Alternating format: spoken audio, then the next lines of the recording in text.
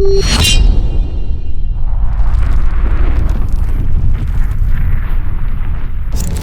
is up, guys? Hope you guys are having a fantastic day today. It's a beautiful day here in New York. Sun is shining, summer is here.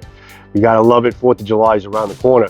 So I'm coming to you with this video today to share with you an idea, and I'll give a little credit to my brother Anthony because he kind of helped me set this up. But I had this idea probably last year, but I never got around to doing it. A dilemma that I've always had is, and I'm sure a lot of people do have them out there, is how you soak your tatami mats, or a container, or a way to keep your tatami mats, which this is a typical tatami mat here wrapped up in plastic. This came to me from Mini Katana for samples for their sword reviews. It's about getting these things submerged. Now, this is not a very large tatami mat. This is only about 32 inches, but they can get up to about 36 inches long. And it's really hard to find a container or something to keep them submerged in water. The idea is to lay them flat or lay them straight up, so they're not pushed into going out of form and they stay completely straight. So it's always a dilemma or a challenge to find something to be able to submerge these in to keep them soaked in water for a long period of time. Now, a lot of people are using garbage pails and things like that, but the problem with that is if you can get a garbage pail, tall enough, about 36 inches, which they're not very standard that way. It's a very specific type of garbage pail, container you need to find. You also are using a ton of water every time you have to soak your tatami mat. So I wanted to find a cost-effective way to keep them completely submerged into water and also keep them completely straight so they're not bent out of shape as they're getting soaked. As you see here, I have a PVC pipe.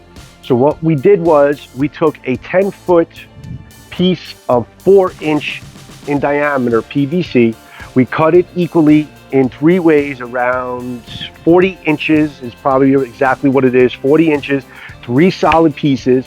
And the important thing is, obviously, you have to cap it off at the bottom, so obviously the water stays in there and doesn't soak out. Cap this up, make sure basically there's no water leakage, and cut it cleanly at around this 4-inch pipe. And 4 inches in diameter is good because it's going to basically fit any size tatami mat. Even if you have a double roll, it'll fit in here and be able to soak it. I would even say you could probably get a triple roll in here. It would be a little tight, but 4 inches is pretty large in diameter where you can get a lot in here. So as you can see here, I have this PVC pipe.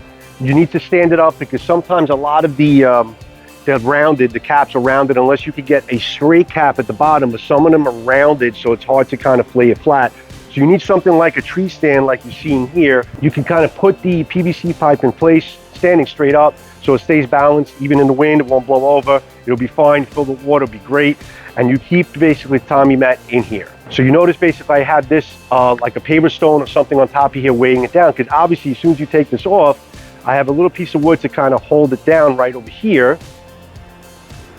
Something like this to kind of fit that 4-inch opening to wedge this down.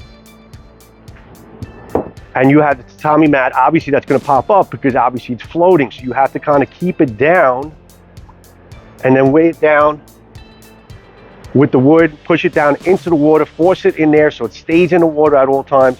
Put this paper stone on there, and that's all you need to do. Leave this on overnight, 5 hours, 6 hours, however you want to do it. And it's going to basically be upright straight. It's going to be long enough where it's going to basically just float in there. When it completely soaks and then you dry it up, it's going to be a completely straight tatami mat, soaked for the amount of time that you want to soak it for, and you have no issues basically wasting too much water, because filling this thing up is probably a couple gallons, maybe 2 gallons, 2.5 gallons of water, 3 gallons of water.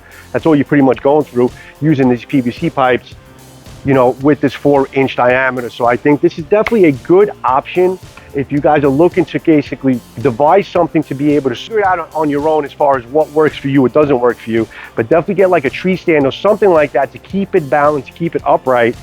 Christmas tree stand rather. Keep it weighed down, keep it forced to be submerged into water, and then you're good to go. So I wanted to show you this particular tatami. This has been soaking pretty much all night. It's pretty nice and stiff. You notice how it's completely straight. It's actually leaking all the water out.